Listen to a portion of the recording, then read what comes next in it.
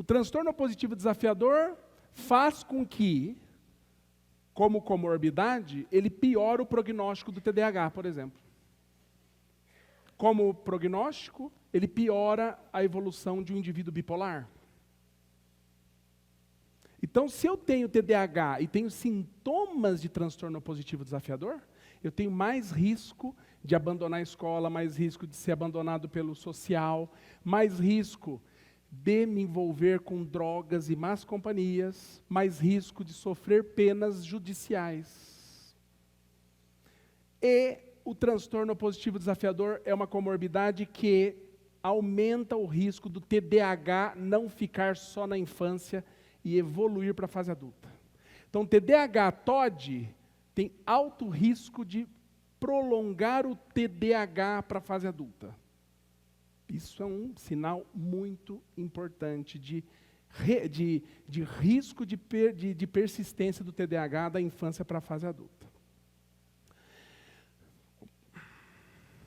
Bom, para a gente fechar o diagnóstico, esse tipo de comportamento deve ocorrer acima do esperado para o padrão da idade e o nível de desenvolvimento.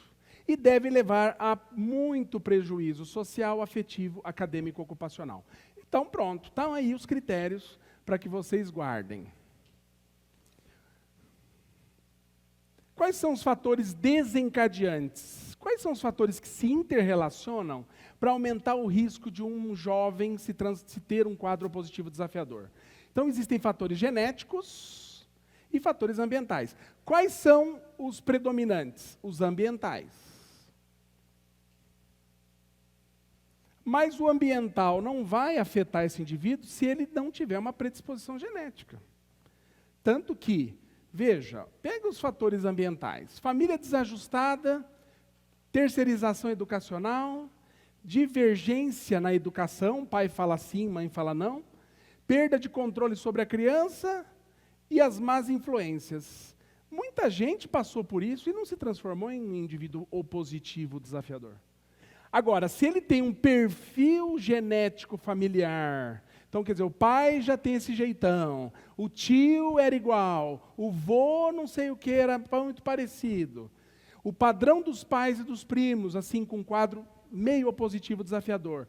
E aí sim, nós podemos dizer que esse indivíduo tem uma predisposição.